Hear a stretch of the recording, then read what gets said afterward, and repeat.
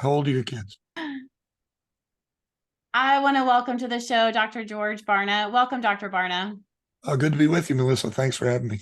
Yeah, I am super excited. I was telling you before I hit record, in my graduate studies and just different research that I've done, your name has like popped up pretty consistently. And so it's exciting for me to get to talk with you about not just your latest book, but also just the research that you've been doing over a few years.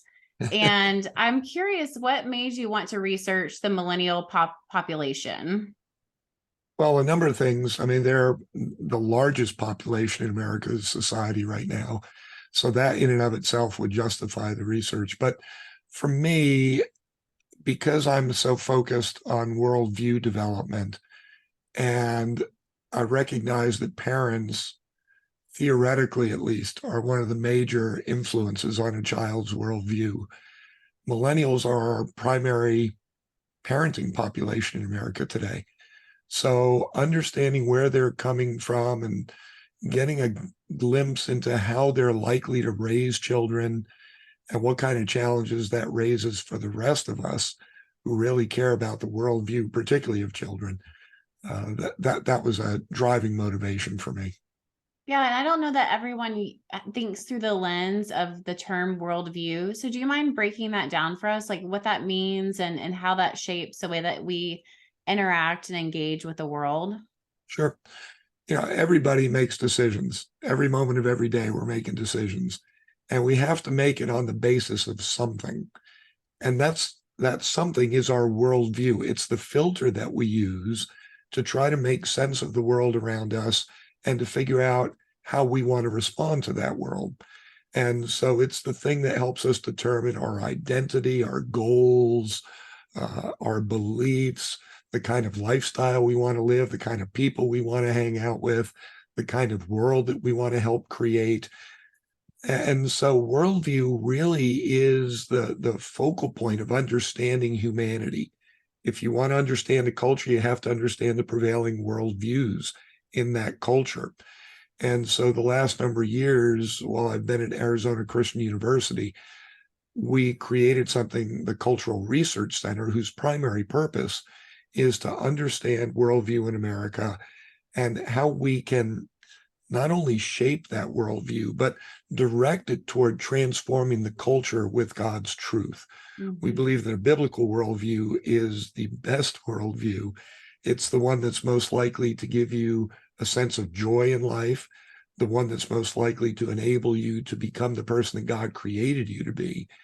But it's also the one that if you choose to reject it, as most Americans have and continue to do, it's the worldview that's going to leave us dissatisfied because we've rejected it. We're embracing things that aren't true, things that aren't helpful to us, things that aren't meant to enable us to thrive and succeed in life as God's perspectives would help us to do.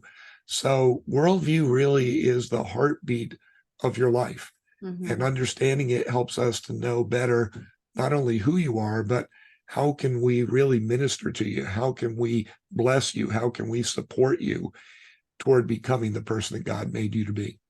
So whether or not you know what your worldview is, you have a worldview. Everybody has one. You can't get through the day without a worldview.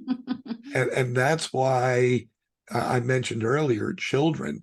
What we discovered years ago was that a person's worldview starts developing at 15 to 18 months of age, somewhere in Mm. that range, and is pretty much completely developed by the age of 13.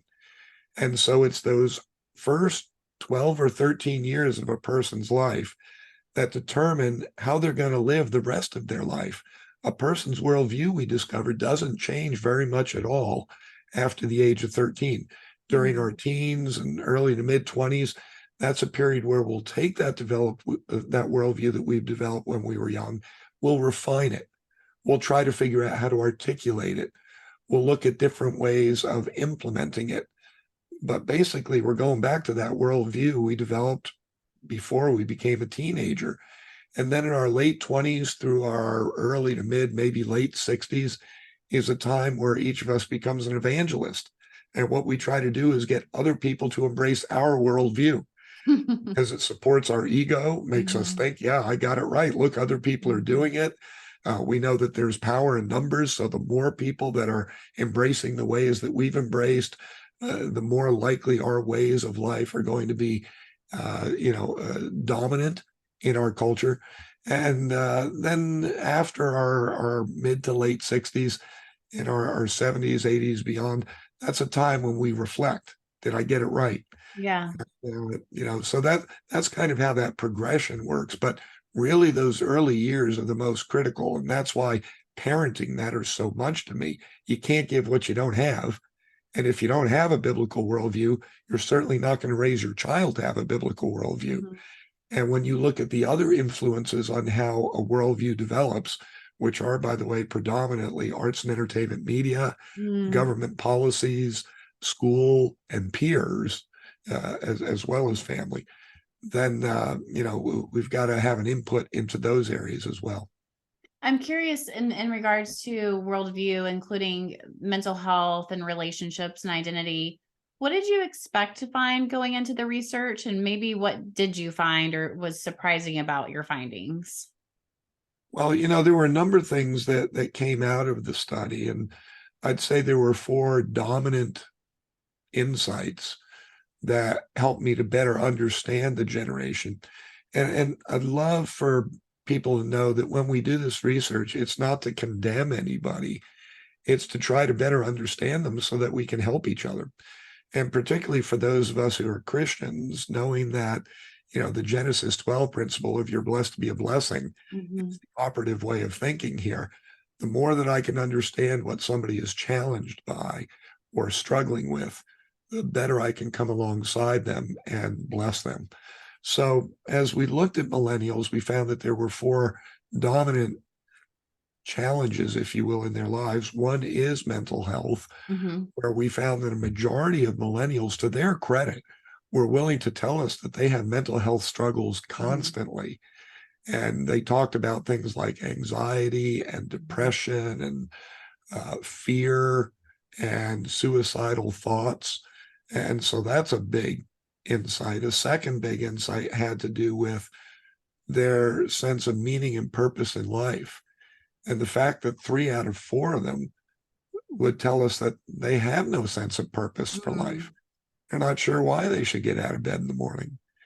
And then the third insight that we came up with had to do with relationships.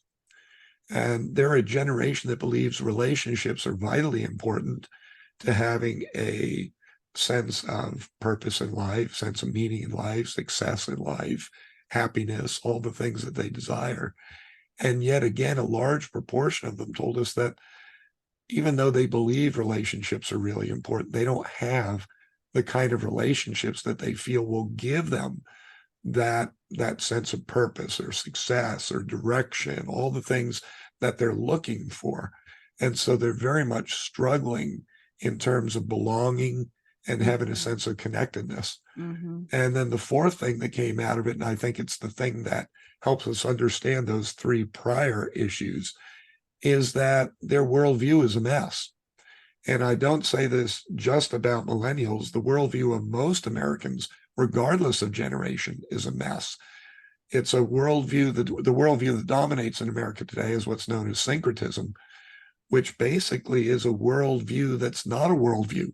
What it does is it leans on all the other existing, identified, described worldviews, whether those would be things like postmodernism, secular humanism, biblical theism, which is the biblical worldview, Marxism, Eastern mysticism. There are dozens of worldviews.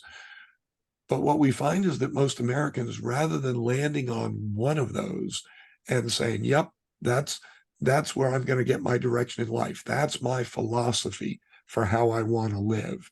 And now I need to understand it and be true to it so that internally I don't have all this cognitive dissonance Mhm. because I'm embracing different things that compete with each other, that Mhm. contradict each other. And yet that's exactly what Americans do. Mhm. Syncretism is a worldview that draws from all these other worldviews. And what we find as we dissect the worldview of Americans is that typically they're not internally consistent. There's a lot of dissonance that's being churned up by our worldview. The direction that we've chosen for ourselves, we'll say we believe one thing, then we'll do another. And then we'll say we believe something else that conflicts with other things we believe. And so we're always confused. We're always in this state of panic and anxiety and turbulence, if for no other reason, because our worldview is so jumbled. So when I look at millennials, I look at a group of people who God created. He loves them. He's called us to love them. And yet they can't even love themselves because they really don't know who they are. They're not sure why they're on the planet. They don't have a plan for where they're going.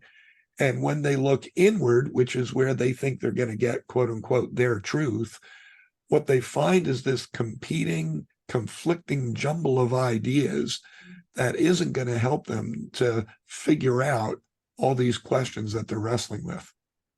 Yeah. Why do you feel like this do you feel like this is just a millennial issue, or do you feel like other generations are feeling the same thing and it's just that you studied it with this population? Yeah, I mean, we've studied all the generations, and I've said this basically about all the generations. Nobody listens, so I'm really thrilled that you're on, with me here today, Melissa. But no, I mean, this is not endemic just to that generation. But what we find is with each succeeding generation, the draw or the pull towards syncretism is getting stronger. And so when we look, for instance, at the worldview that I would argue is the one that's most likely to help you have a joyful, fulfilling life, which is the biblical worldview, taking God's principles that he outlines for us of how to live in the scriptures. He gave them to us so that we could thrive in life. And yet what we find is that each succeeding generation is less likely to have a biblical worldview. If we look at the elders in our country, that particular generation, people 77 and older, about an 8% of that generation has a biblical worldview. You move down to baby boomers, it drops slightly to 7%. You look at Gen X or the baby busters, it drops further to about 4 or 5%. You look at millennials, it drops all the way down to 2%. So that means that 98 out of every 100 millennials has intentionally rejected the body of God's principles that were given to us specifically by him to help us succeed in life. And then we wonder why it's not working. Well, it's because we've taken God's truth, which is the only real truth. It's the only real body of wisdom that will help us consistently make good decisions. And we've said, nah, we know better. Other things make us feel better. Other things make us feel more comfortable. Other approaches are more popular. I don't like the idea of the Bible telling me what to do. And so I'm going to go inward. I'm going to dig deep into myself and figure out what my own truth is. And that's how I'm going to live. And then people wake up day after day and they're miserable. Why? Because they've rejected God's truth and they've tried to replace it with a bunch of lies and deceptions. And it's not working. And yet, one of the greatest deceptions in American society, in education, in churches, in families, in the media, all the things that influence our worldview, nobody talks to us about worldview. Right. There's like this cone of silence around worldview where we don't even want to think about it. We don't intentionally develop it. One of the saddest things in our culture is that worldview develops by default. The church has a calling to come alongside every individual and intentionally develop and shape their worldview, hold them accountable for their worldview. But the Christian church in America doesn't do that. Instead, what we say is, yeah, we'll tell you some helpful things, maybe from the Bible even, but it's up to you what you put together for your own life. We're going to try to love you no matter what. That approach isn't working. Yeah. So how do we develop a worldview? Really the question comes back to how do you disciple somebody? because a worldview is the heartbeat of what discipleship is about developing. And so as we've been studying this, and I just finished writing another book, tentatively titled Raising Spiritual Champions, Mm. How to Disciple Today's Children. And the whole idea behind it is, first of all, we have to be intentional and strategic. We can't allow it to be random and say, well, if we just love them and try to be nice to them and give them stuff, they'll figure it out. Well, we've got decades worth of evidence now that that doesn't work. Right. And so we've got to be very intentional. Intentional about what? Intentional about bringing the Bible and its life principles into the young person's life. Remember, they're trying to figure out how life works. Mm-hmm. And so what they're doing every single day is they get themselves into a situation, what to say, what to do, who to hang out with, what to watch on TV. I mean, whatever the choice is they have to make. And they're trying to figure out what's the right thing to do. Well, first of all, nobody's ever taught them right and wrong. And so helping them to see that in the Bible, the only one who knows right and wrong and who defines it by who he is, by his very character and nature, that's God, has gone to the trouble of recognizing we're a bunch of ninnies. And so he put it in writing for us. And he said, here, read this, follow this. This is the guide that you need. And so helping children to see that the truth teller of all truth tellers has told us this is right, this is wrong. Can I interject something really quick too? Just with my daughter, she has my 12-year-old. I have two kids. I was telling you before we started, 12 and 15. My 15-year-old, he's just like the path of straight and narrow, and he's going to do good because he's just a do-gooder. And almost he can do too much good. You know what I mean? It's like, okay, like doing good is good, but it's not everything. Right. And my daughter, she'll say like after church, like, I don't understand. She would say that every week, I don't understand. And so we're like, I don't understand how you're not understanding this. And so finally what it came down to is she couldn't understand how what they were saying was correct. How do I know? And I think kids are and I think in a good way, very skeptical. Like, how do I know that this Bible is like the word of God? How can I trust that it is, his word, that it is good and to be applied? Yeah, it's a Because great I think as question. you're talking, I know a lot of people are probably offended right now and feeling maybe have even turned it off or about to turn it off, because it's like the gospel is very offensive in the fact of having absolute truth. And so how do, as a parent, like it's a struggle for me, like, okay, how do I allow her to have those feelings while still saying, here's what I believe, and let's dig into the historical parts of how the Bible is factually true. And so I think when you're parenting, and you could speak more about this than I can, but I think it's allowing your kids to be themselves, but also kind of letting them ask those questions and figuring it out together. Because I certainly, have like 2% of what I feel like I need to give them as far as like knowledge, but we can figure a lot out together. Yeah, and I think those are great points that you're making. There's a combination of things that we need to bring to children's attention, and we do it in a couple of different ways. So what do we need to bring? First of all, there are facts. Mm-hmm. That's what truth is. Truth is facts. Mm-hmm. And millennials, by the way, are a generation that believes, no, there are no facts. Mm-hmm. There's only feelings. And so to show them the facts, which is to read them the Bible, to help them understand where the Bible came from, that there's no book in the history of humankind that has as much of a trail of evidence that this is the original, that this is the true story. And you can compare it to all the great works of classical, antiquity, whether it's Socrates or, Homer, any of the great writers over time. We've got a few of their manuscripts. You look at the number of original manuscripts we've got of the scriptures, nothing compares to it, thousands and thousands of those. You can look at the impact of people taking the truths that are taught in scripture as further evidence that, whoa, this actually works.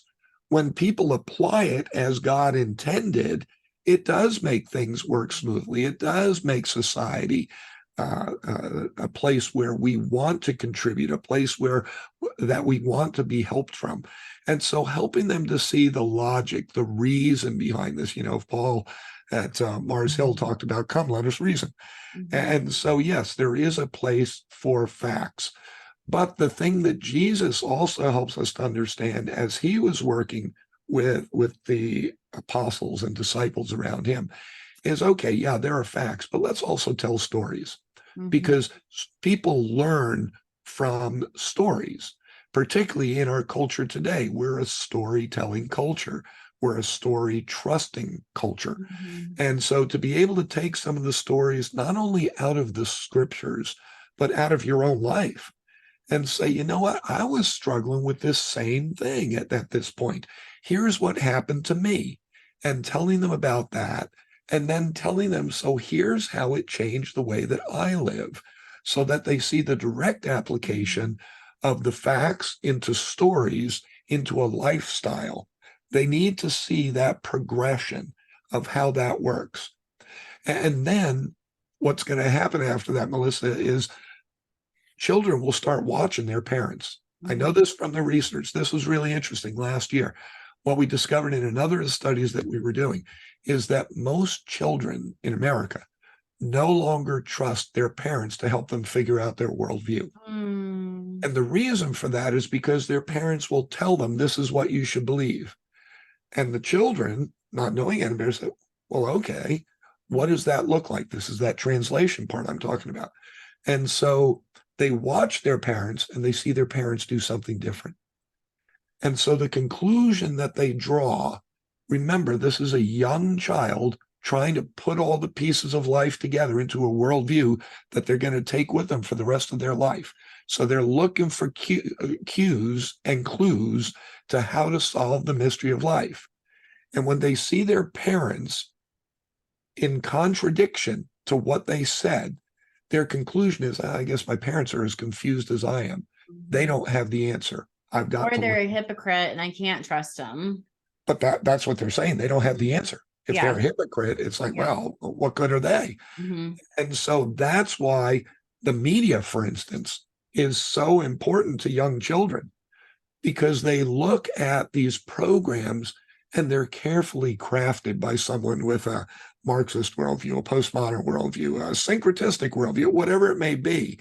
But it's consistent for an hour and a half, or a TV show they watch for a half hour. It's consistent. And so this, these people have figured it out. And so they begin to embrace those worldview elements. And because they're going to turn to the media, and the media is not perfectly synchronized, you look at 8 different programs, you're going to be exposed to 12 different worldviews. And so they're going to start, like their parents have, becoming syncretists, where they're taking different elements from different worldviews, from all these different programs, from the different songs they listen to, from the video games that they're playing, from the movies that they're, all these different forms of media really are what's developing their worldview, not in an intentional form, not in a coherent form, but kids are left to their own device to piece it together because we're allowing it to develop by default. That's really sad. And my husband and I were talking about this this weekend, how we were both very much on our own as kids. We're the tail end of Gen X. So very much identify a little bit with Gen X, but a little bit with Millennial, and how we basically parented ourselves. We didn't have the media in the way that kids do today. We didn't have the internet really growing up, or social media. And so the volume was definitely like tuning into a show that you had to watch at a certain time and watch it at that time. But yeah, you think about kids today and the media consumption, social media, it's pretty staggering. Well, there are a couple of things that I've found about parenting in America that's vitally important, that are vitally important. One, it comes out of a book I wrote a few years back called Revolutionary Parenting. And in that particular book, we went out and we found a bunch of young adults, people in their 20s, who were really devoted, deep, committed Christians. And obviously they're the aberration. They're not the norm. Mhm. So we went to them and interviewed them extensively, trying to figure out, how'd you get so weird? I mean, Yeah. what They're made you like outliers this? now. Yeah. I mean, we want more like you, but you're the oddball right now. What got you to this point? What brought you here? And we talked extensively with them about what their parents did. And then at the end of the interviews, we asked them, if your parents are alive, can we interview them? Would you get us in touch with them? And so we did, and I think it was about 80% of the cases, the parents were still alive, or they were at least willing to put us in touch with them. And we interviewed the parents, and then we compared notes. Here's what the kids thought their parents did. Here's what the parents thought they did to the kids. What do we find to be the intersection of reality here? And the single most important factor in parenting that came out of that was that the parent has to be consistent. No matter what you do, say it, do it, don't move away from it. Kids aren't going to get bored by it. They need to see that as a routine. It's got to be a habit in your life before it becomes a habit in their life. Mm-hmm. And so everything that you do has to be consistent. Don't change over the course of time. Something else, by the way, you made a comment a few minutes ago that brought this to mind from that particular study, which was also the parents told us, by the way, that most of them had multiple children. And they said, I could not raise my children all the same. Each of them was their own unique being. God fashioned them in a creative manner. And so what worked with one child might not work with another in terms of parenting techniques. But I had to make sure that the principles were the same. Again, that consistency factor across each child. So I might discipline them differently. I might, interact with them differently. I might put them in different situations. But my goal was that I wanted them to be Christ-like.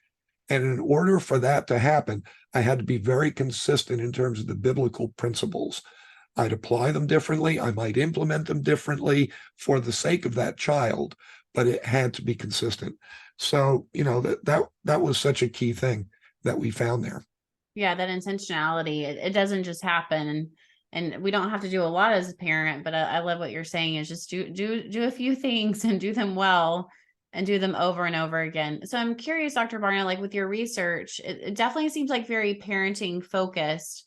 For the person listening today that is maybe a millennial or interested in that population or developing their own worldview, what would you say as far as the heartbeat behind the work that you did? Because I know it's not just to come up with research, but you're hoping to bring transformation.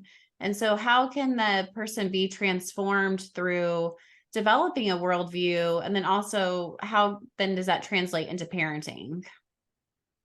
Okay, well, there are a few things to keep in mind. One is parenting is a lifetime job. My kids now are I've got one who just turned 30. I've got two others in their 20s, and we're still parenting them. We thought we'd be done by now. There's the clock, I mean, you've always got that opportunity to be shaping what they're thinking, what they're doing. We've got now 3 grandkids, and so it's the same kind of thing there where they're not my children, but we get the privilege of spending time with them and recognizing that part of my job as a grandparent is to make sure that they're being exposed to biblical principles, that they're living in accordance with God's ways. And so to help my daughter and son-in-law to raise those children to be godly individuals. So number one, you're in it for the long haul. Number two, the most effective approach to discipleship is one-on-one coaching. Mm-hmm. One of the things that we've studied over the last few years is how are disciples made in America today? Yeah. What we found is that disciples don't emerge on the basis of taking enough notes from sermons. Mm-hmm. They don't emerge from being in small groups. Basically, what happens is you get with one individual who's more spiritually mature than you, Mm-hmm. and they mentor you over the course of time. Now, you should have multiple mentors. Your parents should be mentors, but as a parent, I've got to be thinking of myself as my child's coach, that I'm always looking at how they're performing, always trying to think about what's the end goal here. What does winning look like in the kingdom of God? Basically success is consistent obedience to God and his principles.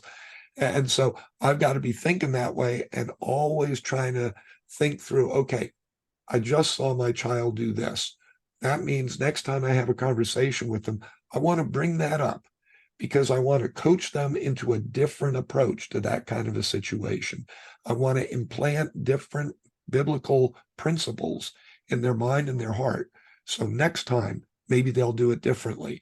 And then the next time when I watch them in that same situation, if they do it differently, then as a coach, my job is to come alongside them, hug them, encourage them, let them know you're doing great. We talked about that. And look at this. You did it. This is Lots of wonderful. affirmation. Yeah, that's such a big deal. Such a big deal. And the other thing here to think about is that accountability is a major part of the process. It's not just that we dump information on them and say, all right, figure it out, do well, see ya. No, it's that I not only coach you, but I hold you accountable to these principles. And sometimes that's going to create some tension. Get over it. I mean, that's how it works. And so, recognizing that I'm going to be held accountable by God for how I've raised my children, just as they're going to be held accountable for how they live their life. I have to be willing to take the risk of maybe angering my child, maybe having my child shut me down for a bit. That'll happen. But if I built a strong enough relationship with them, they're always going to come back because they know that I love them. They know that I care about them. They know that I'm not doing this just to bang on them.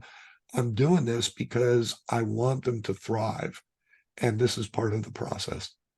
Yeah. And so for the person who maybe doesn't have kids or maybe they do have kids, I think a very practical, tangible place to start is to become more biblically literate. I think in your book, it said that 96% of people are not biblically literate. Am I remembering that number correctly? Among millennials, yeah. And it's now changed. It's actually gone down. We just got our latest measure.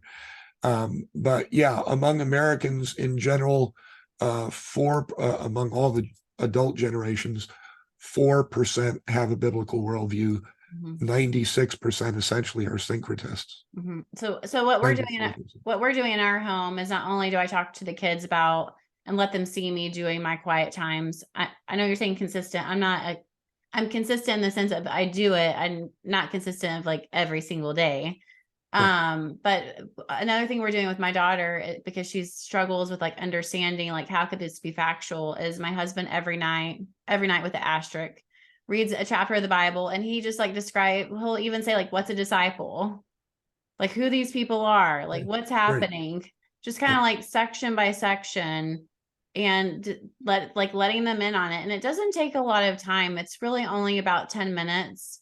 And do you remember what we talked about yesterday? Kind of like building that foundation. Because I think a lot of our kids, including mine during COVID, like they lost that traction of going to church, and then they came back and they were so much developmentally different that I think it's been hard, at least for mine, to connect in church. And so I know just as parents, like community is like super important, but I definitely feel like having that place of connection with our kids. And so if you're a parent struggling how to do this, maybe start just once a week on a Sunday, get the Bible out and just start in Matthew. I recommend starting in the New Testament, just because to me it's easier.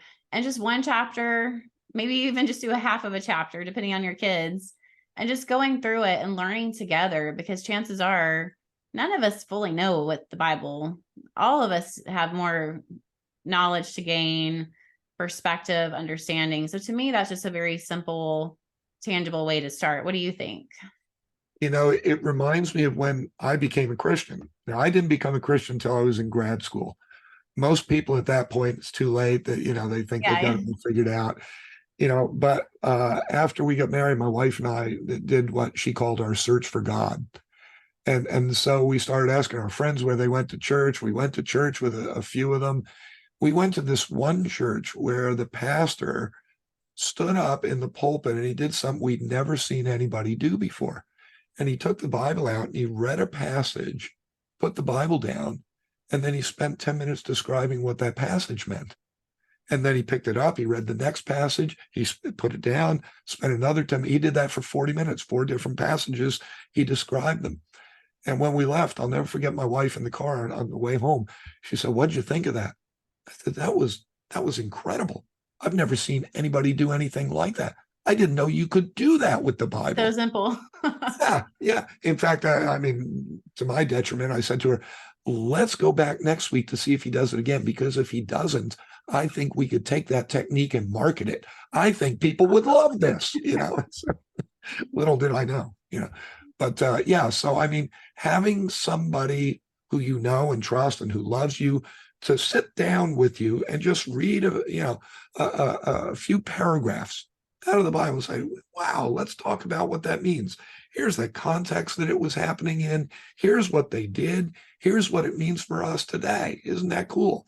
And to continually show that the Bible, number one, is relevant, and number two, even as an adult, I keep going back to it. You'll never have a time when you should distance yourself from God's word. This is something that will help you for the duration of your life. I mean, those in and of themselves are important lessons for our kids. Definitely. And for discipleship with our friends and community, to build that foundation that keeps us together. And, one of the findings that was really interesting to me in your research is just that the lack of value that we're feeling towards ourselves. And that stands in stark contrast of what the Bible says, that each of us is a masterpiece, that we're well made, that we have purpose and intention in our lives and in our existence. And so if you're one of the 3 out of the 4 struggling with purpose, I would highly recommend you pick up Dr. Barna's book to understand where you're at and maybe why you're there, because I really do feel like you gave answers as far as like, we kind of see things for how they are, but this is the reason behind it, almost like pulling back the curtain and seeing, okay, here's what's happening and why it's happening. So where can we find you, and where can you have a whole library of books. So I love to write. What can I say? yeah. Yeah. That book is available at Amazon. It's available at Christian bookstores. I mean, you can get it online, through our website. All the research we do, by the way, Melissa, every couple of weeks or so, I put out a new report on the latest thing we're discovering in the research. It's all free. And so people can get that at culturalresearchcenter.com, and they can find out more about this book there as well. So, we're just hoping to help people figure out the complexities of daily life. It really is difficult, but the bottom line thing that we need is God to be helping us move forward in the midst of all this turbulence. We've created the turbulence, and he can bring the serenity and the peace. Yeah, we need that foundation. Well, thank you so much. Great to be with you. Thanks.